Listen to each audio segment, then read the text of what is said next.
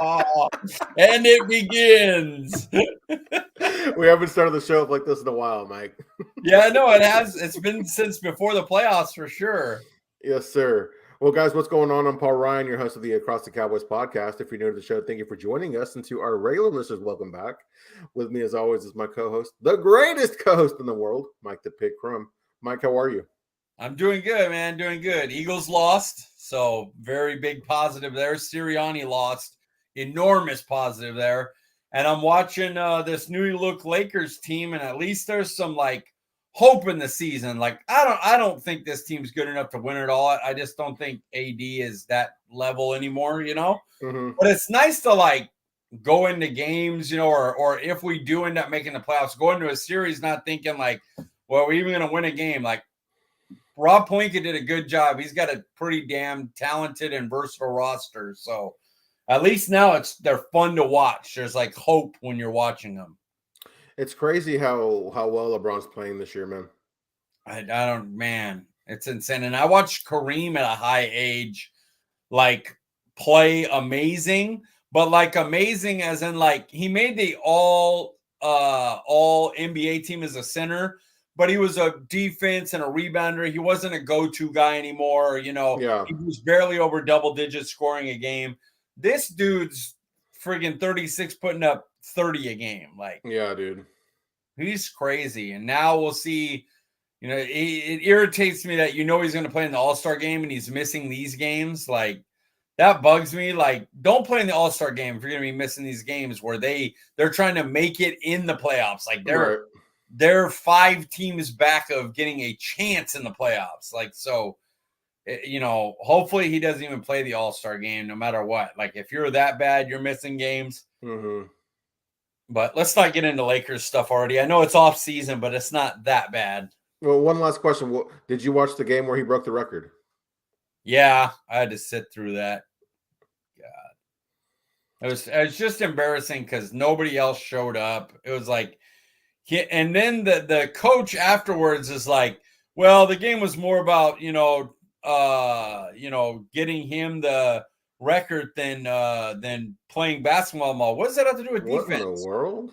What does it have to do with defense? You know, he was blaming the game on the team distracted by getting him the record, but what's that have to do with defense? Your team gave up like 150 points. Yeah. It's like ridiculous. Like, so I'm kind of down on Darvin Ham. I don't like that hire. I'm down on the team losing Pat Bev because I like who they got for him, but I just wish they would have got rid of a different guy because it'd have been nice to have a vet who I know could play defense. A game like this against Lillard, put him up against Lillard and you know, he's going to hound him a little bit and do some things. So up and down, but much better than 1 week ago when I had to watch Russell Westbrook turn the ball over every close game 5 times in the fourth quarter and make me want to punch myself in the face. Yeah, we know one last thing about the Lakers, and we'll transition to football talk, Mike. But man, hearing Darvin Ham say that, I mean, I know that's a monumental achievement to reach to be the number 1 scorer of all time in the NBA, but to have that be the focus of the game, man, that's bad coaching in my opinion. He was saying it in a negative. He was saying the players were too worried about the record. Oh, okay. Not him. But still, my point was like, but you're not playing defense. What does that have to do with the offensive end where he's trying to get a record? Like, play some defense. Yeah. All right, Mike. Well, before we get into our football discussion tonight, let the people know where they can find you on Twitter. At CD Piglet, guys. Nice and easy. Guys, I'm Paul Ryan. You can find me on Twitter. At Paul_Ryan15. Mike, this is normally the part where we would talk about Meatless Monday, but because yesterday was the Super Bowl, we talked last week about our favorite Super Bowl snacks. I know you made something good. I think you'll be happy with the menu I made. We're going to talk about our Super Bowl spreads instead. So start us off, Mike. What'd you make for the Super Bowl?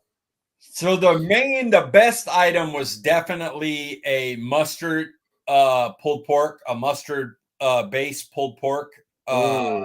And I had a mustard slaw that was cabbage, carrots, apples, and then a mustard-based dressing. Oh, really? Wow, that sounds good. And that was by far the best thing of the day. We also did a traditional pulled pork with a barbecue rub, and then I just started with some Baby Ray's. I didn't make a barbecue sauce. That was for more of like the basics at the house, like the cheese pizza guys. Gotcha. You know what I mean? They don't want anything on it. And then I made a chili, which it's the normal chili that I do, but instead of ground beef, I did it with some smoked tri-tip. And we made hot dogs and sliders and cornbread to serve the chili with. So yeah, we had a ton of food. I ended up saving the wings. Everybody was like, dude, we have so much food. Save the wings for this week, let them brine, and then do a breading with them, a different meal. So I'm going to do that later on. Nice. So, I mean, did you have any appetizers or anything, or was it just kind of like the pulled pork was the appetizer, the chili was the meal? We had a ton of like chips and stuff like that, but that was the main things. Was kind of like the pulled pork was ready at 12, and they could eat that all day. The chili got ready about 2:30. And so I guess the appetizers would be like little pork sliders. And then the main dish was the chili with all the stuff you could have the chili on. Yeah. Dude, you mentioned Sweet Baby Ray's. I don't care what you say. That's a good barbecue sauce. Oh, excellent. There's a reason you know how I am about I'll make my own, I'll do this and that. Yeah. I have a few different Sweet Baby Ray's. Their regular's good. Their hickory brown sugar's good. And I also like their sweet and spicy. Oh, sweet and spicy. That's my number one. I also like their Carolina like barbecue. It's kind of yellow, I think. Carolina Gold or whatever. That one's pretty good. That's for me, mustard base. Yeah. No, is it? Yeah, I think so. Because it's pretty thick for a mustard base, but I guess if we're talking yellow mustard, that makes sense. Yeah, I think so. Yeah. So for me, I did all the cooking yesterday, except for the exception of the guacamole. My lovely wife made that, and everybody killed that. We just had chips and dip. I made a millionaire dip. It's like cream cheese, sour cream, bacon, green onions, jalapeno, some shredded cheese. Very good. Very, very rich, but really good, really popular. And then I ended up making chili myself. I went and I actually used ground turkey, and that was a hit, dude. Ground turkey chili hits. I know people say stuff about ground turkey. Mm-hmm. It is the best way to use ground turkey is in chili, bar none. Yeah, no question. And I made some cornbread. We had a small group. We only had like 10 people over here, but everybody ate everything. And I tried making this dessert.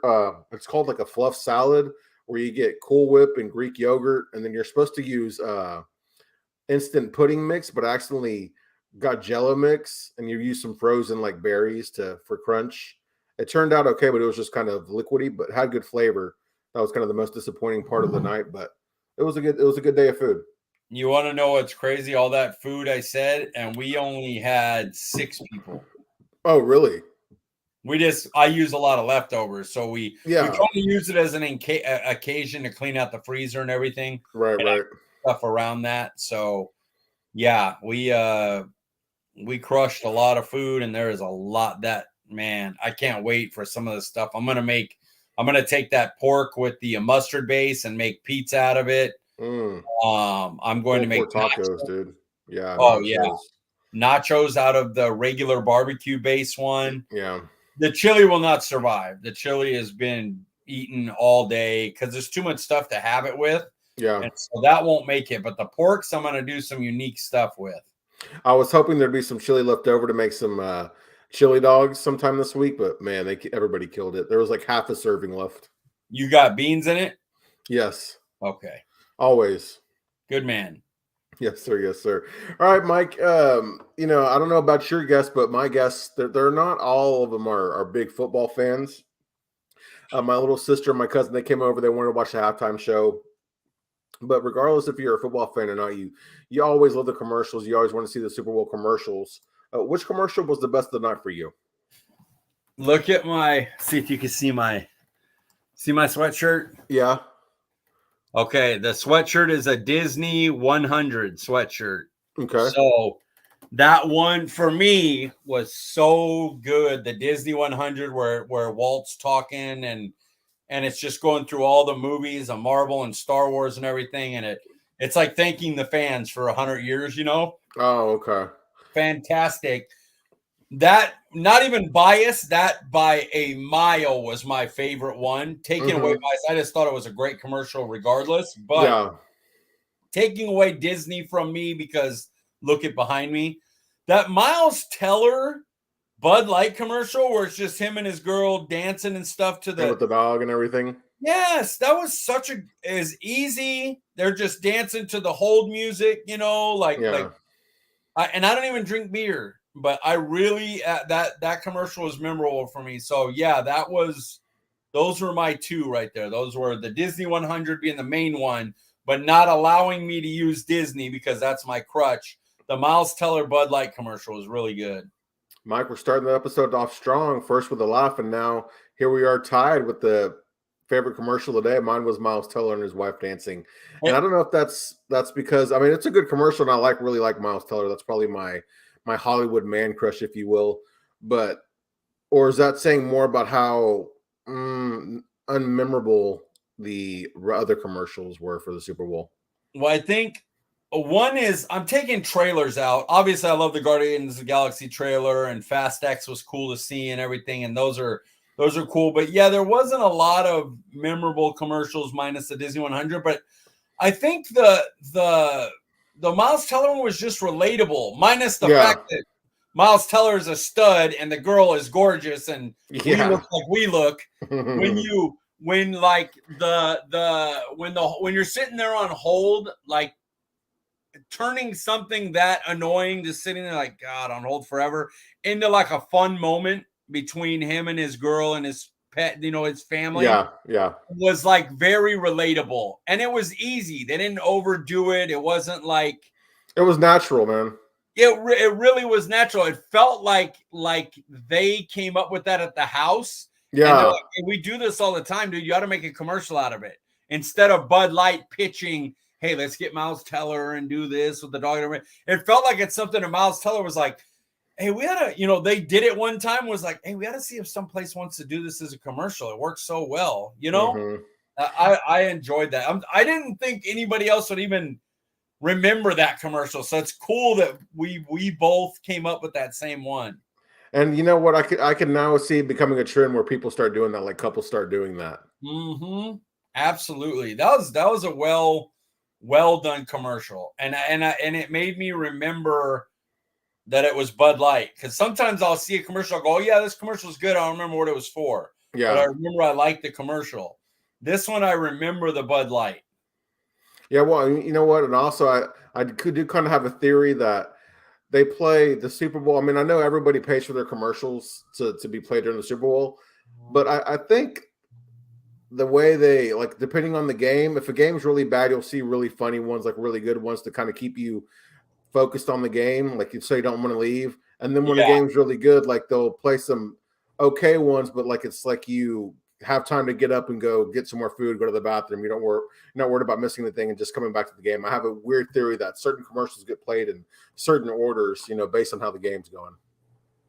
Yeah, I don't disregard that. That's very possible. I mean, the NFL scripted, right? So according to Arian Foster, sir. Yeah, and one other person whose name I don't even remember. Yeah, I think also Larry Johnson, old Chiefs running back, thinks that as well. So weird. So, speaking of scripted, Mike, you look at the end of that game there, and you could say, hey, that maybe this game is scripted. Do you think that the refs ruined the end of the game there with that call on James Bradbury? I'm going to say no. I personally, whether it was, James Bradbury says he held him, he did whatever. That's a call I don't believe should be made right there. Like if I was a Cowboys fan, I'd be livid, Oh, God, yeah. But overall, I thought the refs were fantastic. I mean, they were barely involved until that play. And I don't think it ruined it. I think all of us would rather, I mean, as people rooting against the Eagles, obviously I was like, great call. Awesome. Kansas City wins. But as a fan taking away saying it was two teams that I don't care any about, I would like to see the opposing quarterback get the ball and give it a shot, but not ruined. Like he did hold them. Technically, you're supposed to say like, hey, if it's a foul, it's a foul. But for me, it was ticky-tack, and in that moment, you know, if it was a 3-yard play and he was throwing it right there and he caused him to stumble and the ball went over his head, it was like, you got to call it, dude. It was thrown, but the ball was thrown like 10 yards over his head anyway. It was like, it was more of a bailout than anything. So yeah, I'm not saying ruined, but they definitely, I wouldn't have liked them to call that. Yeah, I'll agree. I don't think they ruined it, but they tarnished it because I felt like it was really close to a perfect game, in my opinion, when you think about the calls that they did make that ended up being the right calls for the game to end that way, man. It just tarnished it for me. Yeah, put a damper on the last little, like, our chance as fans, if we weren't going for one team or the other, to see a last 2 minutes 3-point game. Can the other team score to take it to overtime or win the game? Yeah, sure did. Well, you looking at the Super Bowl, Mike, I mean, talk about a good game. That I think the points total ended up being over 70 points. But did the Super Bowl confirm that Philly and Kansas City were the two best teams in the NFL this year? Yeah, I hate to say it, but they were both the best teams in each conference. Now you could argue maybe AFC was a little bit more loaded, but as far as like best NFC team played the best AFC team, yeah, I think that was confirmed. Those two teams were awesome. Man, it's crazy how well Jalen Hurts played in his first Super Bowl. I mean, not only him, but Nick Sirianni, just that Eagles coaching staff and that Eagles team that doesn't have a whole lot of playoff experience, man. The way that they performed against a team like Kansas City it's commendable. They got the game that they wanted. They played exactly how they wanted in the first half. Didn't let Kansas City have the ball.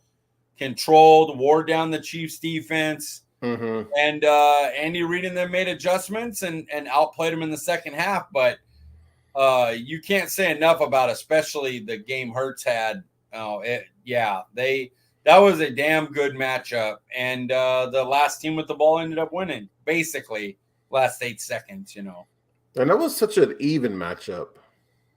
It really was. It was.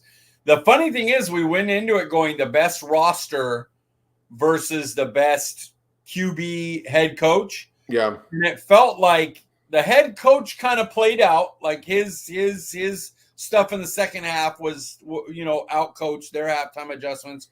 But it felt like Eagles had the better quarterback and Kansas City had the better team. Yeah.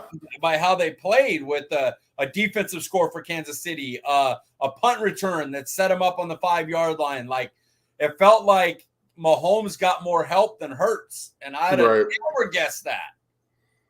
Yeah, that was. I mean, that second half was obviously the difference maker, but it is kind of crazy that when you think about the way the teams played in like each half, Eagles were definitely the better team, and they seemed like their talent really started to shine, but then the coach was the difference maker. And that's kind of what we thought would happen last week when we were talking about the Super Bowl. Yep, I agree. Andy Reid's something special. Yes, sir.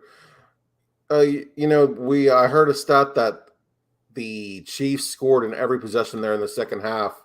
The Eagles defense was the number one defense all season, but were they an overrated defense? They were. They not only scored every second half, but Pacheco slid.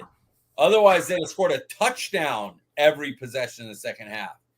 And I think you look at the schedule, and we talked about, with the weaker schedule, catch up to them. And I think defensively it did, because looking at it, I put down the defensive Eagles played 3 really good quarterbacks. Patrick Mahomes, Aaron Rodgers for a certain amount of time. He got injured. Yeah. He was in there. And Dak. And in those games, Dak put up 40 on him. Rodgers 33, Pat Mahomes 38. So in the 3 games against good QBs, 37 points a game the defense gave up.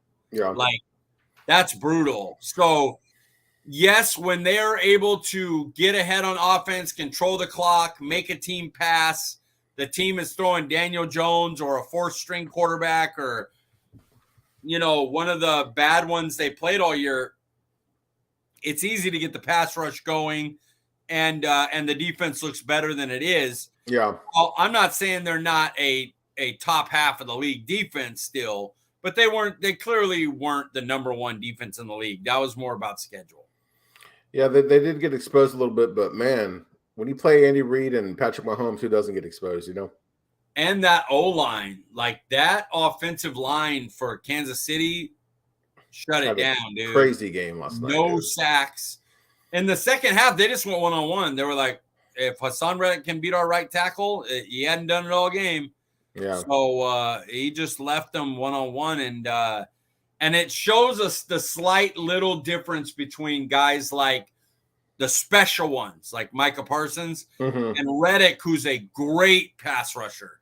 Yeah. But just on what he could bring, Parsons isn't getting one-on-one with their right tackle. It would rarely happen in the game. It would rarely, let alone all second half. Like basically the entire game, they let him go one-on-one. They would not allow that against Micah Parsons. So it just shows the little nuanced differences. Like a Bosa, I don't believe would either. A Nick Bosa, a Myles Garrett wouldn't. There's a couple of those top tier Patrick Mahomes, Joe Burrow type guys on pass rush that are a little different. Yeah, definitely. I agree 100%. Mike, this came down this game did come down to the end. Looking back, to the last 10 Super Bowls, was this the best Super Bowl in the last 10 years? Not for me. I mean, I looked, San Francisco, Baltimore was exactly 10 years ago. The New England, Seattle game where Marshawn Lynch got it and they one-yarded it. The comeback for New England against Atlanta. Yeah. And then the one I hated the most because I hated both teams, but Nick Foles and Brady going back and forth in that crazy game. I would put all four of those above this one. Although this one was really, really good. Just shows how good the games have been over the last 10 years for the most part. Right. Yeah, I had last year's Super Bowl as one of my favorites. And then, of course, Nick Foles versus Tom Brady. Instead of those, this one, last year's and Nick Foles versus Tom Brady, those are my top three in the last 10 years. That it barely makes it in 10 years. I guess it could be year 11, depending on how you count it, because it's 2023 to 2013. That's the way I did it. And that Niners-Ravens one was pretty good, where the blackout came in and everything, and that was a really good game. So I can't put it as the top. What's crazy is, man, I'll never forget when I was watching the Falcons Patriots game. I was like actively rooting for the Patriots to make a comeback, and they actually did and won. But man, that was a crazy Super Bowl. Why were you against Falcons? Not that I was against the Falcons. I wanted the game to be competitive because it's like, they're up by 25 points. I'm like, I'd like to see this become entertaining, and boy, did it. Yeah, you're absolutely right. That's a good point. This was more entertaining throughout than a lot of those Super Bowls. Definitely. You kind of touched on it earlier, Mike, but talking about Hurts and the performance that he had, was he the better quarterback in this game? This is such a close call because he did make the one mistake of the game. Like, he tried to switch hands, the ball fell out of his hands, the guy picked it up for a touchdown. Like, there was no forced error. It wasn't like what a crappy quarterback, Yeah.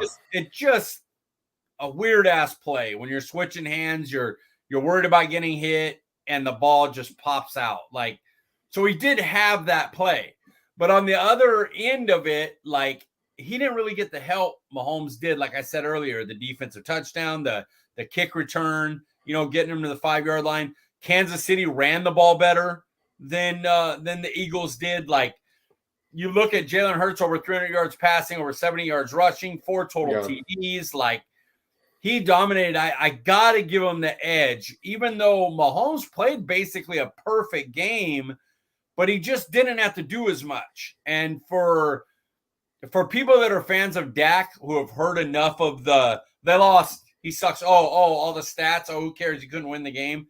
I'm not going to put that on another quarterback because it's stupid when people do it to Dak. Mm-hmm. So I'm not going to do they lost. He fumbled the ball, they lost. So he was worse. He was a better quarterback that game, I thought. It just, Mahomes played a perfect game with what he was asked to do. Jalen Hurts made one mistake even though he was asked to do much more. And so I'm still going to lean towards Jalen Hurts. You don't have to be perfect, but damn, he was good.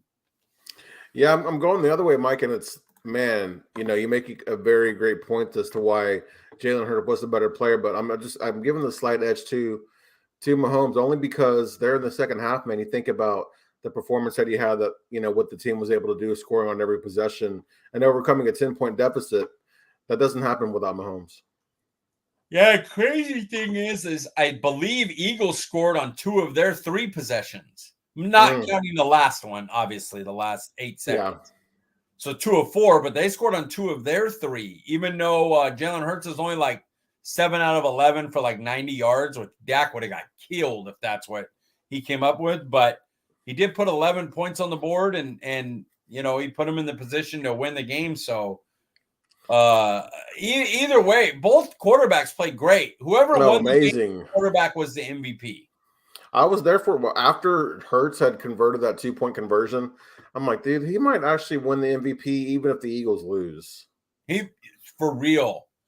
And the MVP really of the game was the Kansas City offensive line. But you can't pick one guy out of there, so you give it to the quarterback. But they ran for more yards than Philly. Like I said, they allowed no sacks. Like Kansas City's offensive line was the MVP of that game, 100%. I had a bold call last week on the fantasy show where I said that Hurts would have more passing yards than Mahomes, and I'm like, man, maybe that was too bold, but dude, he actually did. Nailed it. Shit, he almost doubled him. Yeah, over 400 total yards, 4 TDs. What a crazy game he had, man.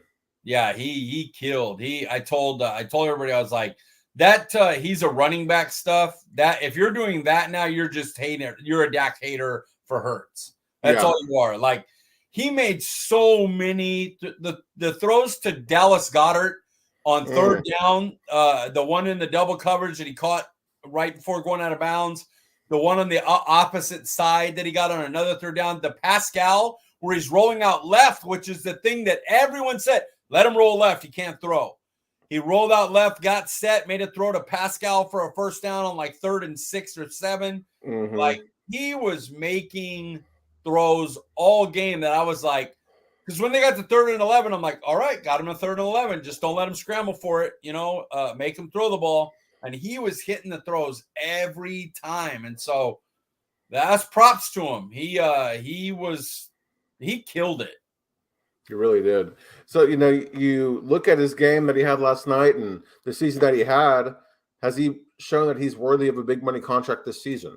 Yeah. I mean, this is what it is. He led his team. I get it. The roster's loaded. Weak schedule. Everybody got hurt. Daniel Giant, da-da-da-da-da.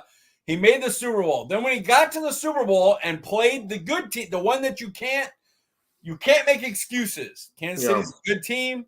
They have a pretty decent defense. Their offense is able to put up 38 points in 4 quarters. He's got to be able to play offense to stick with that. Killed it. So I don't know what else you could ask for him. So for me, yeah, he earned a big contract to me. And then you go like Wentz. I thought Wentz earned a big contract after 2017. Yeah. And then once the money came in and the talent running wasn't as good, he kind of fell down and everything. If that happens to Hurts, I'll readjust my thinking. Right now, you got to say that he earned his money. Yeah, I mean, there's no question that he earned his money. Back-to-back playoff appearances, only second year as a starter. He was an MVP candidate this year. And then, I mean, anytime you give a quarterback some good players, I mean, they're going to have a good season. And he had a great season, so he's definitely worth it. I hate the fact that he's going to be in the NFC East for at least the next 5 years. Me too, man. I really hope it's one of those, a magical season. Their O-line will never be better. Their weapons will never be better. Their defense had this elite pass rush. And my hope is that as the talent has to fall around him, and people have to be replaced, that he won't be a killer. I agree with you, Jordan. I 100% agree that affected both teams' pass rush. Dude, painting the field in like an hours before the game or the same day of the game, that's ridiculous. It is, and you could see both sides slipping all over the field trying to rush the passer. Yeah. There was a play where both Hassan Reddick and Sweat both were coming around the corner, and what looked like they had beat their guys around the corner and just slipped and fell on the ground. So I agree with that. But in terms of Hurts, you got to pay him. Absolutely. Appreciate you, Jordan, for tuning in, man. I think that's a new viewer, Mike.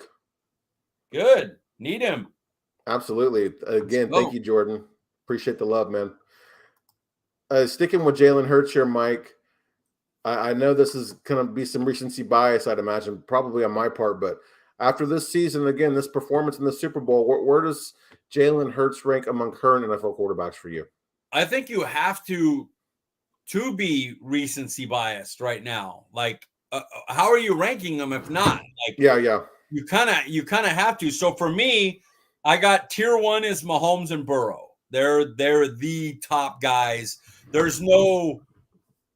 I believe you put whatever around them, it don't matter. And so tier 2, I would put Hurts in there with guys like Rodgers, Josh Allen, Herbert, Dak, Stafford, with guys that you can win with them, but at levels of degrees. They're not Mahomes and Burrow. And I would say Hurts is at the higher end of that group. So anywhere 3 to 5, I think works for Hurts. I think you how can you deny him as a top 3 to 5 quarterback coming off this year? And I know I hear every Dallas fan in the world, well, what happens when they don't have A.J. Brown, Devontae Smith, or I'll give you the other one. Give Dak that offensive line and A.J. Brown, Devontae Smith. Here's the thing, guys. Dallas isn't going to do that. So you're never going to find that out because you know what Philly does? They trade. They sign They signed Hassan Reddick. They traded for A.J. Brown. They do things like that Dallas's front office doesn't do. So you got to deal with what you got. You got Dak with the type of team the Joneses will put around him, or Jalen Hurts with the type of team the Eagles will put around him. And in that case, with that type of team, Jalen Hurts is a top 3 to 5 quarterback. My Lakers are getting smoked. Portland, I haven't seen Portland miss a 3 yet. Oh, wow. That's always tough, man. It's brutal. It's 6.5 minutes left. They have 51 points already. So, I don't know how you rank your quarterbacks, Mike, but the way I rank mine is kind of strange. I went through all the quarterbacks in the NFL and asked myself, who would I want over Jalen Hurts? And here's the list that I came up with. Patrick Mahomes, of course. I don't know how you're going to feel about this one, but Trevor Lawrence. I think I'd rather have Trevor Lawrence than Jalen Hurts right now, but there's a discussion can be had that, I wouldn't be mad about having either one. As long as you're putting like a Herbert over him too, I would be like, because this is the thing. Herbert's been more successful than Lawrence as a passer so far in his years. His rookie year was insane, and Trevor Lawrence's was kind of marred. And then Lawrence had a big jump in his second year, but it didn't match even Herbert's rookie year, let alone him moving forward. So I would say if you're picking a Lawrence or a Herbert, you're not doing it off of, well, who was better this last year, but at their best, which one would be better? Well, Trevor Lawrence there's a reason he was the first overall pick. There's a reason Herbert was a top 5 or whatever pick. So, I understand your argument for Lawrence, and I think I agree with you. Just I wasn't doing mine as a projection, but as in going into next year, what would be your order of QBs? I got you. And then I had a tie, Mike, between Dak Prescott and Jalen Hurts, actually. Because, we've said it. We what would Philadelphia look like with Dak Prescott as their quarterback? I mean, Dak having that loaded team, and what would Jalen Hurts look like with the roster that Dak Prescott had? It'd be interesting. But, I just not only my love for Dak, but I just think that he's still a really good player. I mean, he's grown every year as a player. Sir, where's Joe Burrow, sir? Joe, hey, I almost had Joe Burrow right there tied with Trevor Lawrence, but my thing with Burrow is, and he would be after the tie. I just wonder when he gets paid, what will his team look like, and what will he do?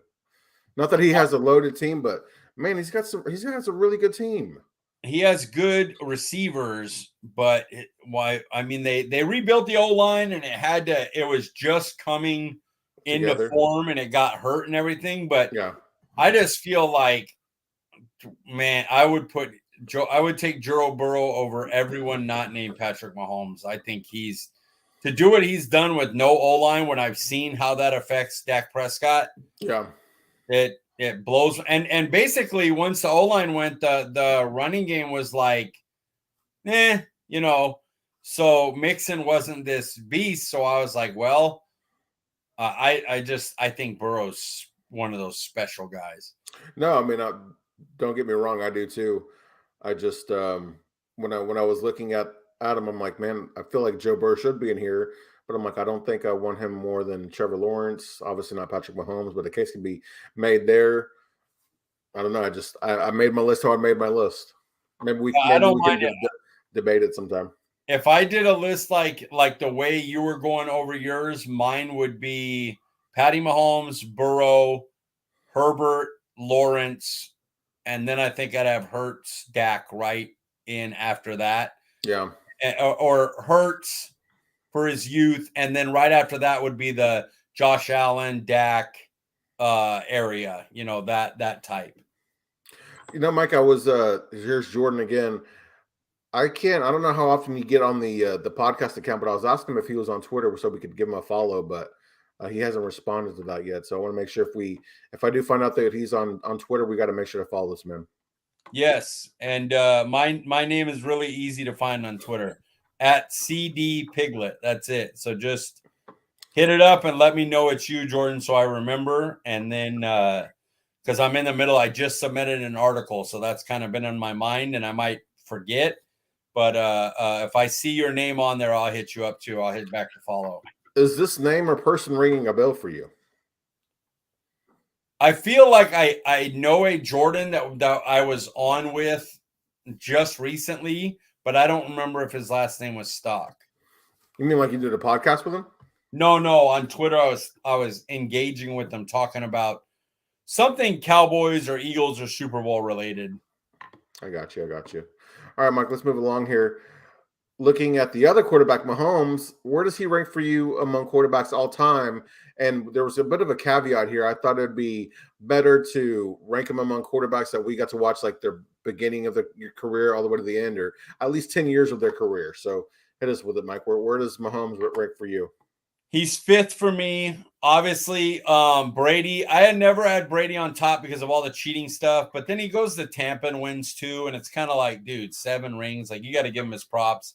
Brady 1, Montana 2. I'm okay with putting Peyton Manning 2 as well. I know Joe Montana won more consistently. He was 4-0 and did all that, but man, Manning might be the best quarterback ever. He just didn't have all the winning, so he's third. For me, Elway's fourth. Elway was always my guy. I had Elway over Montana back in the day. He went to 5 Super Bowls without really a team around him. The minute he got a team, he won 2 straight and then retired. Like, the guy was just a monster of a player. He was near unstoppable with his legs. He was the rare commodity was one of the top 3 running quarterbacks in football at the time, with like Steve Young and Randall Cunningham. And then also had probably the best arm in football. So he was just disgusting. And then Mahomes would be after that. And it was tough because longevity, Favre was a beast. Aaron Rodgers obviously is a beast. But Mahomes does all the things they do, and he's already won 2. He's been to 3. Yeah. He adds the winning to it. So, he's 5 for me. I thought you were going to have like maybe Johnny Unitas or Terry Bradshaw up in your list, Mike. Sir, I'm not that old. Especially our conversation pre-roll. The conversation pre-roll would make me like creepy if I was watching them. If I was watching those quarterbacks for 10 years, our pre-roll conversation would have an even worse sentiment to it. All right. All jokes aside, for me, Mike, it's Tom Brady, number one. I know he's a cheater. And then right in front of Peyton Manning, who I have at number 3, who is one of my all-time favorite players, is Mr. Patty Mahomes, sir. Oh, you got him second all time. You got him above Joe Montana already? Oh, I didn't get to watch Joe Montana's beginning or end of career. So I forgot he's old. I'm old. I'm an old man. Yeah, but I don't know. Am I a little bit too bullish? But you think about his 5 years as a starter, all those accomplishments, all the regular season stats, the MVPs and everything, but then the playoff accolades too, and the 3 trips to the Super Bowl, like you said, 2 Super Bowl wins, 2 Super Bowl MVPs. I mean, God, dude, this guy's a generational talent. And to win, like, say what you will about coaching. Coaching helped with Bill Belichick as well. Bill Walsh with Montana. Like, great coaches help. But you took away maybe the best weapon in all the NFL from him. And you're sitting there going, well, he's still going to be good, but now he doesn't have this guy, the guy. He don't have Hill, which puts fear into everybody. Yeah. And dude had like his best season, won the MVP, won Super Bowl MVP. Like, just incredible. So to notch that as well it's impressive. And you think about that second half. I mean, all of a sudden, Kadarius Toney comes out of nowhere with that big punt return, and then he scores a touchdown. And then Juju Smith-Schuster was making some plays. Of course, Travis Kelce doing Travis Kelce things, and then Sky Moore scored a touchdown. It's just like he was finding ways to win with guys who hadn't done much, with the exception of Travis Kelce. And then Isaiah Pacheco, man, he looked really good last night. But again, this guy's like a 6th-round pick, starting for this team, and without a quarterback like Patrick Mahomes, he might not have the numbers this season that he did put up. Yeah, it's incredible the stuff he did with like a 7th-round running back, Scanling and Juju Smith-Schuster, who are more than what Dallas got for, like, I'd be salivating if they got Dak, Juju Smith-Schuster, and Scanling. But compared to Tyreek Hill, it's like an enormous drop-off, And he just went out there and destroyed everybody anyway. And to think they were a better offense and a more efficient offense. Yeah, it's crazy. Credit to the coaching there too. Yes, sir. The offensive coaching especially is incredible there. So, Mike, this is a Dallas Cowboys podcast. It's only right that we get one Dallas Cowboys question in here. But looking at those teams last night, what can Dallas take from them to, give them a chance to be in the Super Bowl next year? For me, it was easy. Surround Dak with a better O-line and weapons. Patrick Mahomes wasn't touched by the Philadelphia. Now, to be fair, I don't believe Dak was sacked in our game against Philly either. Maybe 1 sack, but I don't think any. And he put up plenty of points. But, I mean, you just look at the teams. If you don't have Patrick Mahomes, the way you make it is put T. Higgins, Boyd, Chase, Mixon, Hurst around a quarterback, or A.J. Brown, Devontae Smith, the best offensive line in football, Dallas Goedert, Miles Sanders, or Deebo Samuel, Brandon Ayuk, George Kittle, Christian McCaffrey, Elijah Mitchell, Juszczyk. Like, load your team up offensively. You have the defense, and you have a defense that's proved that they could play with less. Like, I believe, as good as the defense is, that they went into next year losing Malik Hooker because it saves you about $4 million. And they said, well, Malik Hooker's fine, but we can get a guy in there that can do that. Israel Mukuamu will play back there. Malik Hooker was fine. He wasn't anything special. We can save some money there. He's gone. Brown and Jordan Lewis leave. Both coming off injuries. Brown a free agent. Lewis saved you almost $5 million on the cap. And you kind of go in and go, Dan Quinn's going to have his pass rushers. We have we'll bring back LVE, and he'll have Bland and Diggs, and we'll bring in a rookie, and we'll sign a vet at a cheaper price. And Dan Quinn will put it together and be fine. Now let's load up around Dak and make a real run for it, The one thing, though, that I will also say is, if we're learning from a lot of the past Super Bowl winners, like, we may not need to tag Tony Pollard. Here's the thing about it. Tony Pollard, the reason I'm okay with tagging him for the 1 year, I don't want a long-term contract. We paid too much to running backs already. Yeah. The reason I'm okay tagging him for 1 year is because I see him as a weapon, not just a running back. Right. And I'm terrified that if they get rid of Pollard, all they got is Lamb. And then if things don't work out, if Tolbert, who Jordan starts talking about right now, of course there's hope. Look up the stats of every non-first round wide receiver, and you'll understand why there's hope for Tolbert. Like, nobody did anything. So yeah, Tolbert, plenty of hope. But if you go through, like, if you don't tag Tony Pollard and you don't bring anybody in, like you miss on Odell, Ty doesn't want to come back, Robert Woods, maybe I like that pick, but Randall Cobb, if you don't get it, neither of them are Tony Pollard playmakers, and if you don't tag him, you lose that. And I'm really scared we don't replace it. And now it's just CeeDee Lamb and meh. Yeah. But on the opposite end, paying a running back $10 million, like if you look through, like I think the highest running backs made is like $2 million on Super Bowl teams. And I go through the market, and David Montgomery, is he going to cost you anything? Like go through the teams that have cap space that need running backs. So the Texans don't need a running back. They got their guy now. Yeah. Like who has cap space and needs a running back? Okay. Saquon Barkley probably gets to deal with the Giants. They have cap space and they can use running back. The other top guy, not Miles Sanders, but there's another. Josh Jacobs. Josh Jacobs probably gets a franchise tag. If not, he gets big money somewhere. And then who's paying big money?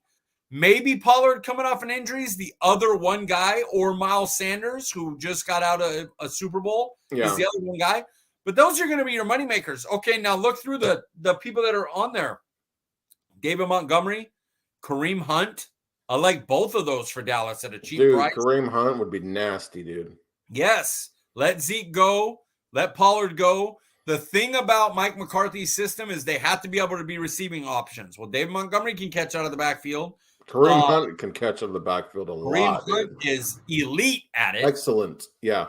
So maybe you get him at $2-3 million a year, and you let the other two go, and you draft the guy rounds 3 to 5. Don't be stupid and waste a round 1 on a running back. But you get a guy rounds 3 to 5 running back. You pair him with Kareem Hunt, who's your one, and Davis, who we saw last year, runs pretty well, and we know he can catch out of the backfield. And you got a decent trio, and it costs you less than the tag money on Pollard. So I would bite the bullet and tag Pollard, but I would understand if they didn't. It would make sense. So those are the two things I would say. Get more weapons, and anecdotally, because it's totally opposite, because you're getting rid of your best weapon. Yeah. Maybe you don't spend money on the running back position. I would be fine not tagging Pollard if that meant that we bring back Anthony Brown on kind of like a friendly deal and Malik Hooker, or if we make a play for Keenan Allen. You know what I mean? I wouldn't mind that. I would like LVE and Donovan Wilson over Malik Hooker and Anthony Brown. Brown, I would not hate that at all. LVE, Dono's going to be a hard one to keep. You're going to need Dan Quinn to go, stay here with me, dude. You don't want to go somewhere else because he's about to get paid. He could get paid, and with our safety room with Curse, with Hooker, with Bell, with Mukwamu, you just can't match it. You can't match his money. And you have Jabril Cox, who's kind of a hybrid linebacker safety type of player. So it's tough to see us bringing him back. I wouldn't be surprised to see it Donovan Wilson in a Bears uniform, honestly. That would work. I could see him going. He should get paid. He was a great player this year. And I said the whole time, his whole thing is health. I had no question about him as a player. Yeah. It was something me and the 4D podcast guys went back and forth on. I was like, my thing with him is health. I get being pessimistic about him because he can't stay healthy. But the 1 year he stayed healthy, he lit the league on fire. He lit our defense on fire. Dude, he was a tone setter this year. Led our team in tackles. He was a beast. All right, Mike, here we are with your views from the sidelines. And Mike, talk to us about what it is about Andy Reid's offense that gets the most out of players. Two big things. One, he schemes guys open. Yeah. Which we talk about all the time. The other is his creativeness within the same looks. The way they got Eagles with the same play twice, where they're like, oh, you're going to do that? Okay, jet sweep, get you to think we're running jet sweep. Very next play, fake it, and then score that on that play. Then the next time, fake the jet sweep, play action pass, doesn't work. Go right back to it like you're going to jet sweep, go back and beat him again with it. So he's just a genius play caller as far as getting people open. And it just makes things easier on the court. Like, it's unfair for Patrick Mahomes to get a guy that wide open. Like, he should at least have to scramble, throw a perfect pinpoint pass with his arm 15 yards down the field, and Travis Kelce brings it in on a great snag, and you played as good a defense as possible. Nah, Andy Reid just has your guy, nobody around him, and he just walks into the end zone 2 times. Like, really, Kelce's was, the guy was basically wide open. Like, it was the matchup was no way that guy could guard Travis Kelce on that play. So that's what he does. He just gets you wide open, and it's unfair. He knows how to maximize his players. He knows how to put them in positions to succeed. You talk about scheming them open, but you just look at the roles that they all play. He always has a player in the right role. I agree. He knows how to fit pieces into his scheme. Dude, it was crazy because my brother-in-law, he was over here last night. We were talking about Kadarius Toney. We're like, man, he hasn't done anything. Look how many points the Chiefs have scored. And then what happens? Like 2 plays later, he has that major punt return. And then what happens? He has that wide open touchdown, dude. It was nasty, man. It's crazy. I just seen Portland in the first half made 17 threes. Oh my God, dude. The Lakers in the same half were 3 of 17 from 3. Maybe that's why LeBron took the night off. He has to get ready for the All-Star game, the important things. It's ridiculous. All right, Mike, here we are with top 5. And because of the NFL season officially being over, I thought it'd be nice to talk about who we think the best NFL players were, or the best 5 NFL players were in the 2022 season. So, Mike, start us off. Who was number 5 on your list? Joe Burrow, man. I've already talked about him. I love the dude. I just love how he plays.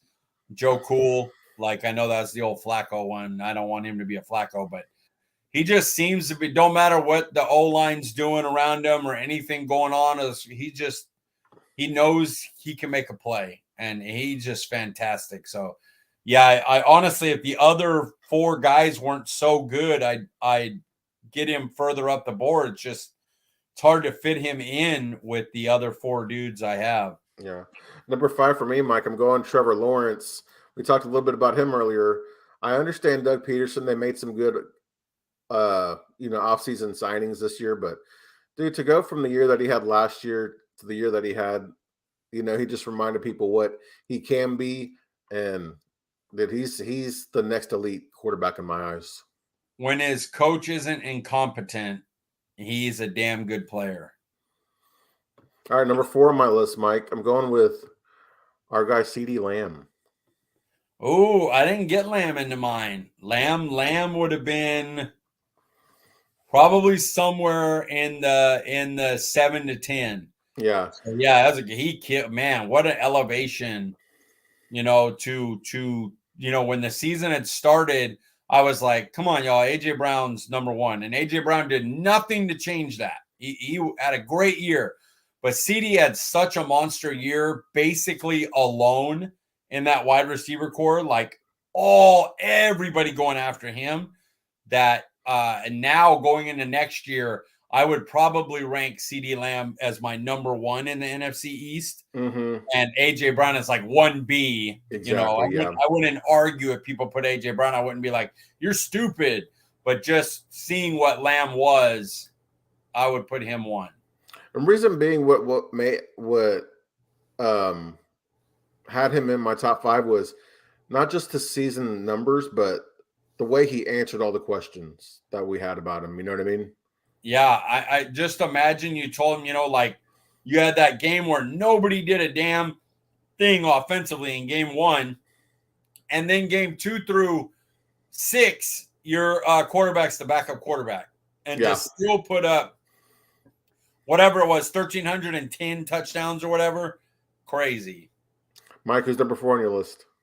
Number 4 on my list is Sauce Gardner. Oh, love that, Man, dude. what a rookie season. He may have came in and been like, I'm the best cornerback in the league, just so y'all know right away.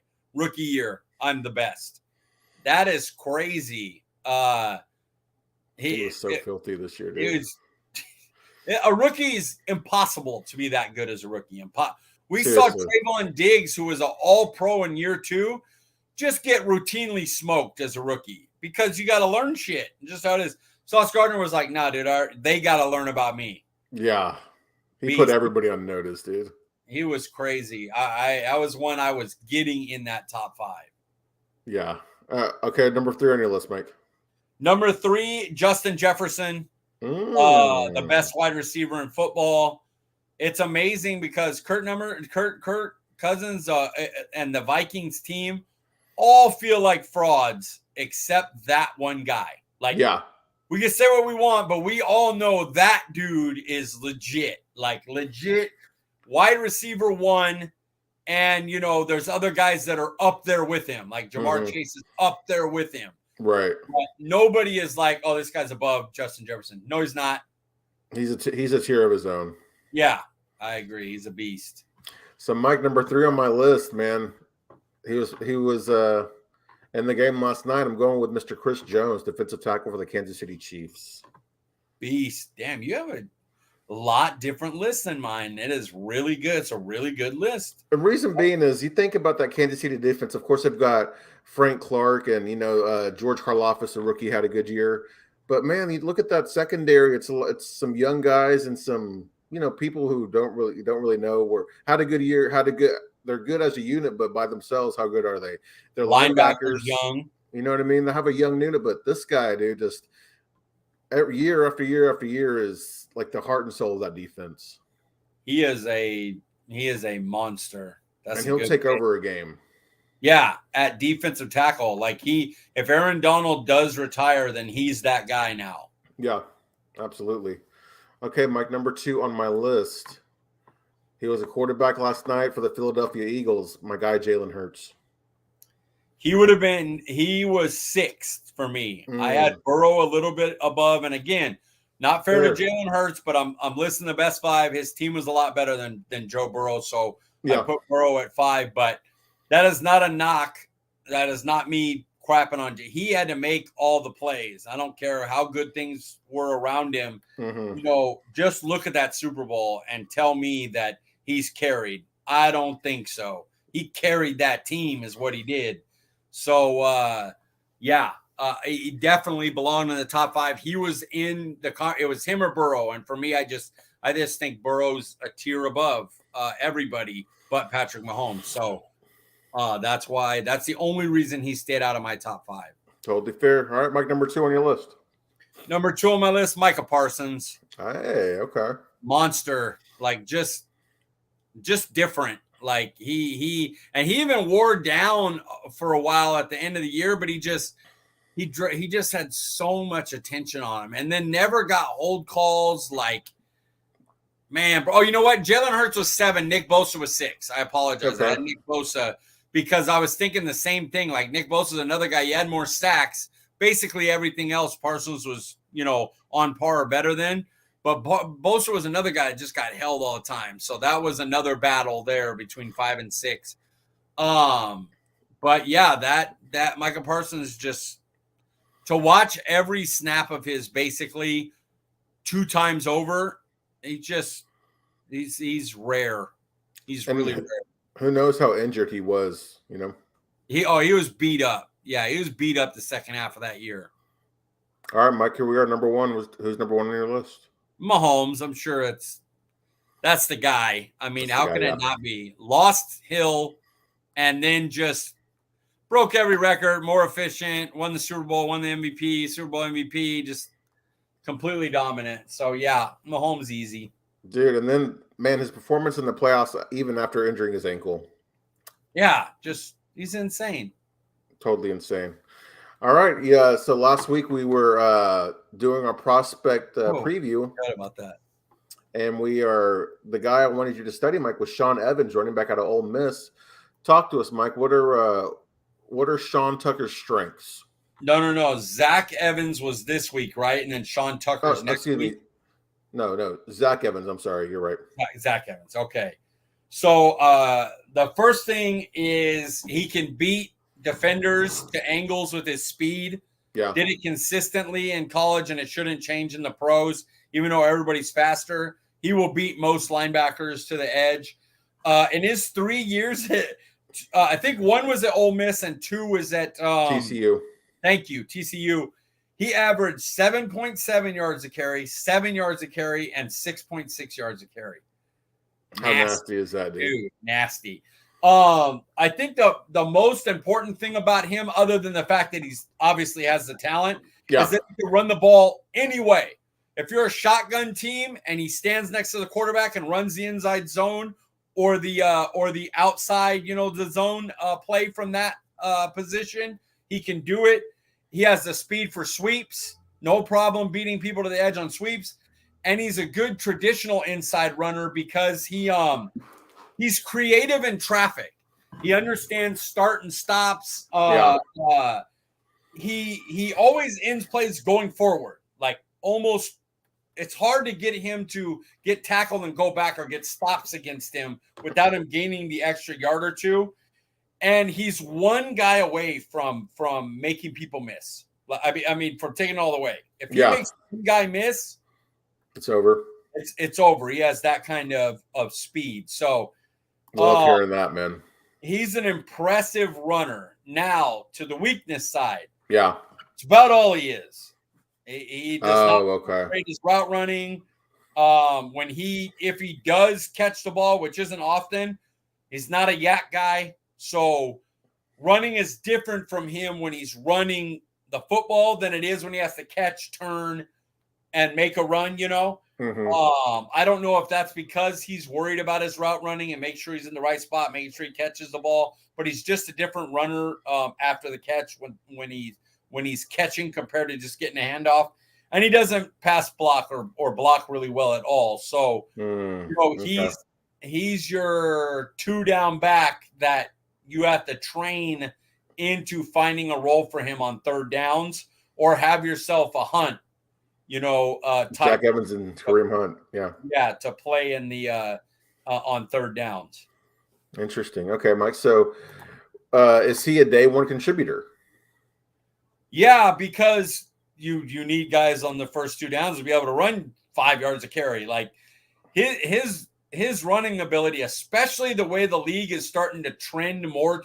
If you look at what Kansas City did, the all-passing, all-world passing team, they won that game running the ball. Yep. Pacheco and them running that inside zone and getting matchups, and that's becoming the new thing. Getting, all the teams defensively went to lighter linebackers to match up with passing. And so teams said, okay, now we'll run inside zone, and those guys got to get off blocks and make tackles. And that's what this guy can do is playing that system. So I think he's definitely a round one contributor. Is he a Cowboys type? Yeah, I think 5'10", 210 works. Old Miss is good enough. I don't think he's a Mike McCarthy type, though. Not in Mike McCarthy's offense. And Mike McCarthy's offense, if you're not a pass catcher, you're kind of secondary. Like his run plays are short passes. We're getting to that, Jordan. That's the next question, my friend. Is he a realistic target? I don't believe he is for Dallas. And it's because with Mike McCarthy taking over, I don't think they want anybody that's not a clear receiving threat. I don't actually hate that. I mean, I do want a guy who can play on all 3 downs, especially if we're drafting him like on day 2 or even dare I say day 1. If we were in Kyle Shanahan's system, I would say, give me this guy. If we were in a system that's built more towards running the ball, give me this guy. Now with Mike McCarthy, the short passing game will be we're going to run tons. Yeah. But you have to have a threat. You have to be a threat out of the backfield. And that's another reason I don't think Zeke will be back on this team next year. He just doesn't offer anything in the passing game anymore.